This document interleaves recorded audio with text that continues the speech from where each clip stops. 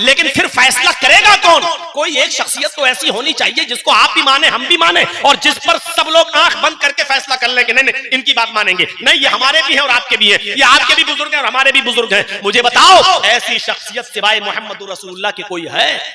क्या कोई कह सकता है कि मोहम्मद रसूलुल्लाह तुम्हारे हमारे? नहीं मेरे भाइयों, दुनिया में कोई ऐसा नहीं, ना हनफी ना मालिकी ना शाफी ना मालिकी ना हम्बली ना शाफी ना अहले हदीस ना बरेलवी ना शिया ना सुन्नी, सब लोग इस बात को मानते हैं कि हम मोहम्मद रसूलुल्लाह सल्लल्लाहु अलैहि वसल्लम की बात सलाखों पर, उनकी बात को माना जाएगा, वो हमारे भी बुजुर्ग हैं। तो एक शख्सियत, वही तो मैं कह रहा हूं कि पहले इस मकाम को समझो कि बात मानी किसकी जाएगी।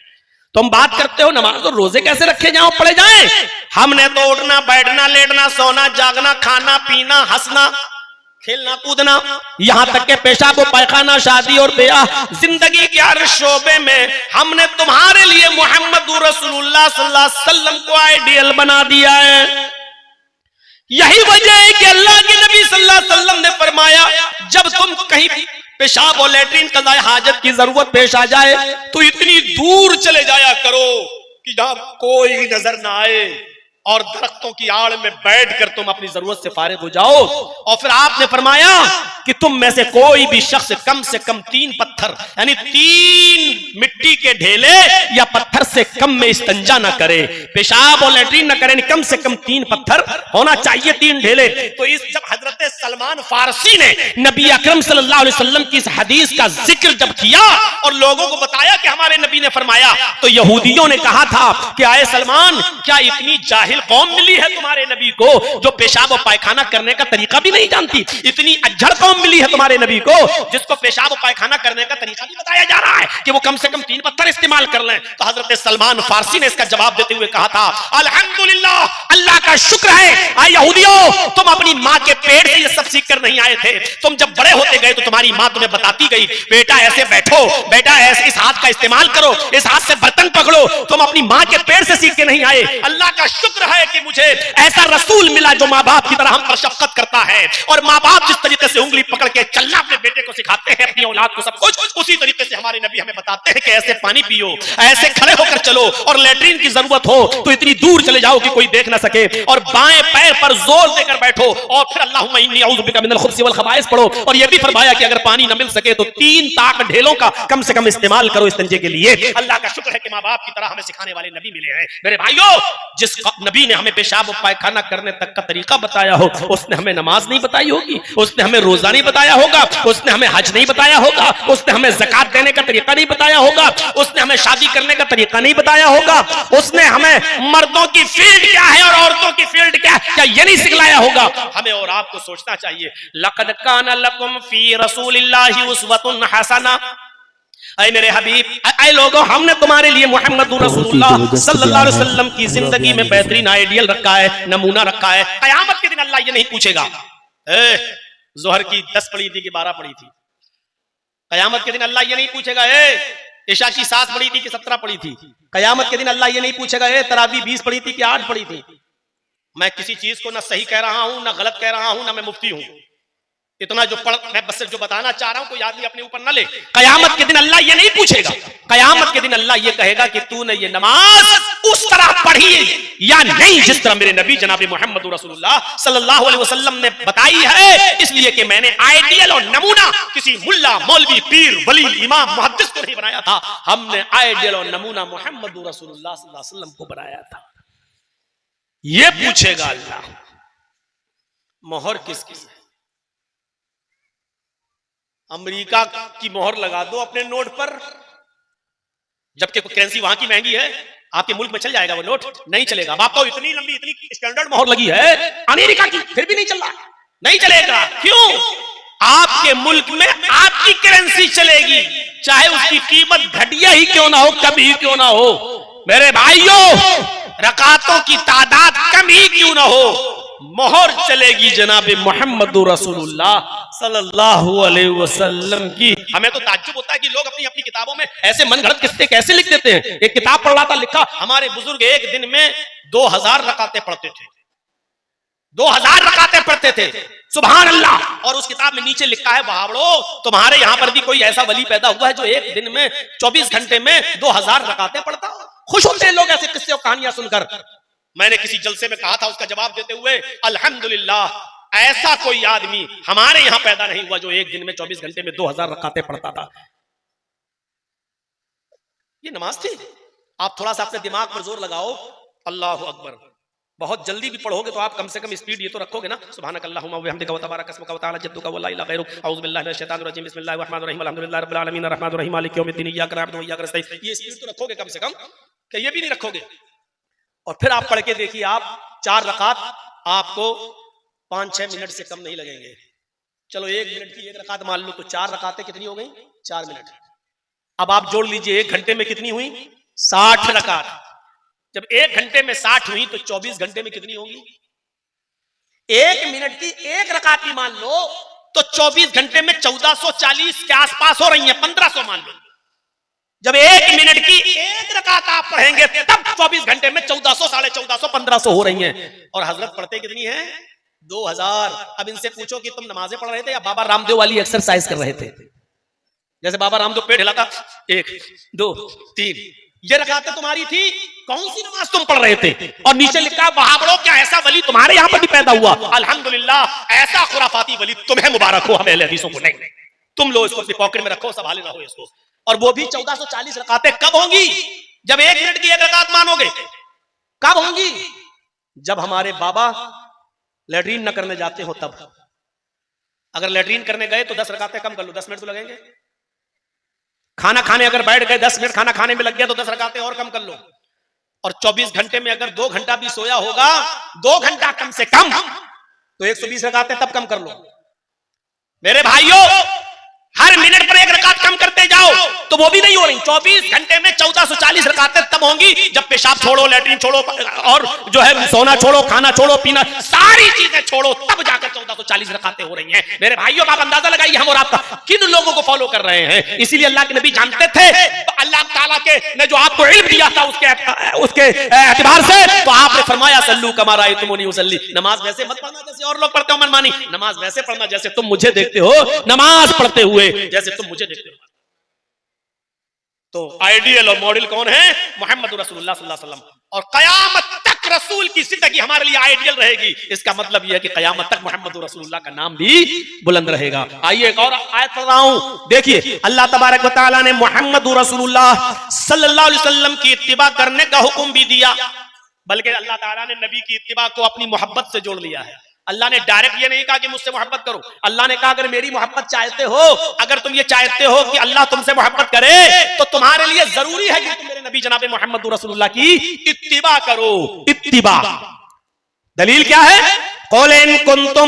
कुल इन कुंतुम तुहिब्बूनल्लाह फत्तबिऊनी युहिब्बुकुमुल्लाह। कुल, आए नबी फरमा दीजिए, कुल, आए नबी कह दीजिए, इन कुंतुम तुहिब्बूनल्लाह, अगर तुम अल्लाह से मोहब्बत करना चाहते हो, इन कुंतुम तुहिब्बूनल्लाह, अगर तुम अल्लाह से मोहब्बत करना चाहते हो, फत्तबिऊनी, तो पहले मेरी इत्तिबा करो।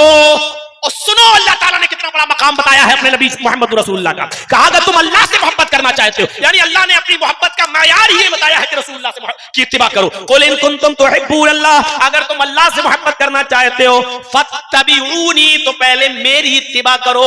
इत्तिबा का मतलब नक्शे कदम पर चलो, मेरी इत्तिबा करो। और जब तुम मेरी इत्तिबा करोगे तो इसका रिजल्ट क्या होगा, इसका नतीजा क्या निकलेगा? युहिब्बुकुमुल्लाह, जब तुम मेरी इत्तिबा करोगे तो अल्लाह भी तुमसे मोहब्बत करने लगेगा।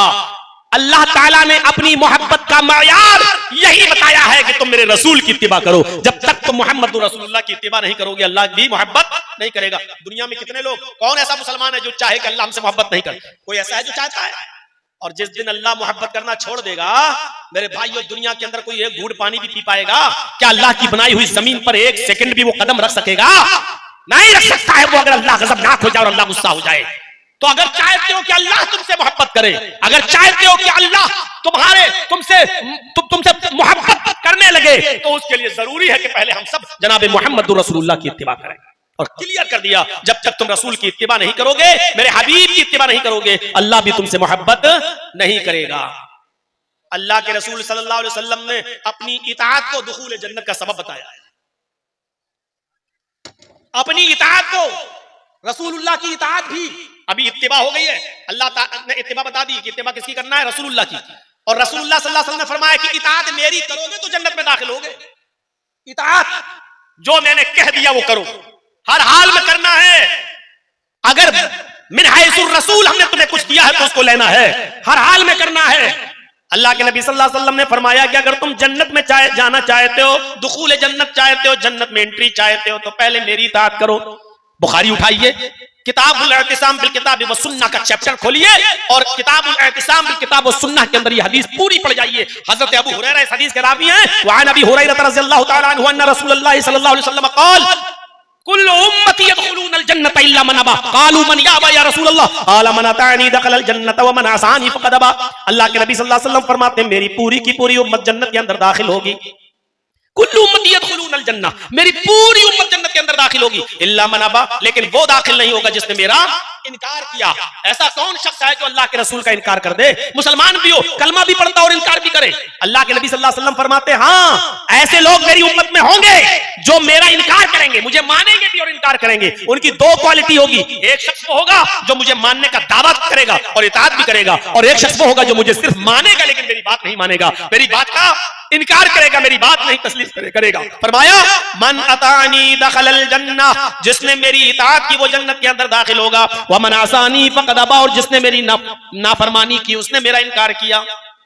रसूलुल्लाह की नाफरमानी करने वाला रसूल को मानता ही नहीं है, रसूलुल्लाह का नाफरमान रसूल का इनकार कर रहा है। अल्लाह के नबी ने फरमाया मन अतानी दखलल जन्नह, जो मेरी इताअत करेगा वो जन्नत में दाखिल होगा। हजरत जुलैबीब का वाकया सुने हैं आपने? जुलैबीब जिनकी शक्ल सूरत बड़ी कबीह, बड़े काले कलूटे, जहां से रिश्ता आता, एक मर्तबा लड़की जब जुलैबीब को देखती तो कहती नहीं हम नहीं करेंगे इससे शादी, रिश्ता टूट जाता। अल्लाह के नबी सल्लल्लाहु अलैहि वसल्लम ने जुलैबीब की हालत देखी तो सोचा कि जुलैबीब का निकाह होना चाहिए। इस्लाम लाने के बाद शक्ल सूरत की कोई हैसियत नहीं, छोटे बड़े की कोई हैसियत नहीं, काले गोरे की कोई हैसियत नहीं, अमीर और गरीब की कोई हैसियत नहीं। आपने एक लेटर लिखवाया और वो लेटर मदीने के इंतहाई कोने में एक अंसारी सहाबी को दिया। उनकी एक लड़की थी बहुत खूबसूरत, हसीनो जमील। जुलैबीब को वो लेटर देकर भेजा, क्या है जुलैबीब इस लेटर को ले जाओ और उस अंसारी सहाबी को दे देना, उसके घर को दस्तक देना। अगर सहाबी बाहर निकले, अंसारी बाहर निकले तो मेरा सलाम अर्ज करना और ये लेटर दे देना। वो लेटर पढ़ेंगे और अपनी बेटी का निकाह तुम्हारे साथ कर देंगे।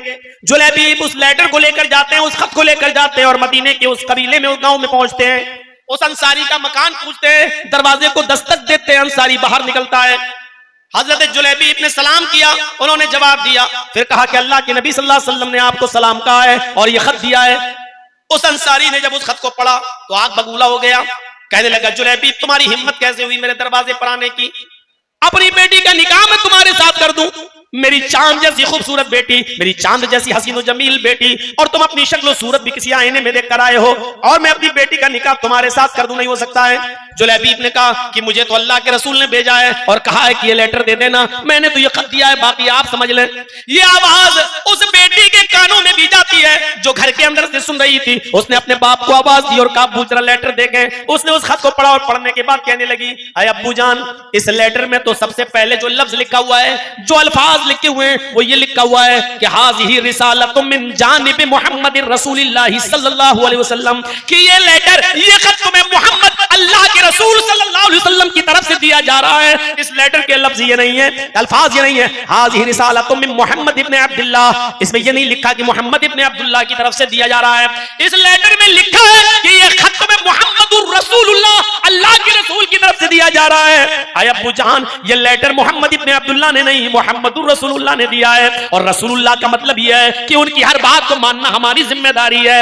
हाँ, अगर मोहम्मद इब्न अब्दुल्लाह की हैसियत से देते तो हम ठुकरा देते, छोड़ भी देते कि कोई गुनाह नहीं, लेकिन ये तो रसूलुल्लाह लेटर दे रहे हैं। आपकी दो हैसियत है, आपने मोहम्मद रसूलुल्लाह की हैसियत से ये लेटर दिया है। आय अब्बू जान, अगर आप मेरा निकाह जुलैबीब से नहीं करेंगे तो मैं अपने आप को जनाब मोहम्मद रसूलुल्लाह के सामने पेश कर दूंगी और कहूंगी कि मेरी पूरी जिंदगी आप पर निछावर है, आप जो हुक्म देंगे मैं करने के लिए तैयार हूं। आए मेरे अब्बू, इस्लाम लाने के बाद मैं अपनी मर्जी की मालिक तो न रही, इस्लाम लाने के बाद मैं अपने दिल की मालिक तो न रही। इस्लाम लाने का मतलब ही है कि मैंने अपनी लगाम जनाब मोहम्मद रसूलुल्लाह के हाथों में दे दी है। बाप ने जब अपनी बेटी का ये जुमला सुना तो कहने लगा बेटी जरा उसकी शक्ल सूरत तो देख, जरा उसके चेहरे की तरफ तो देख।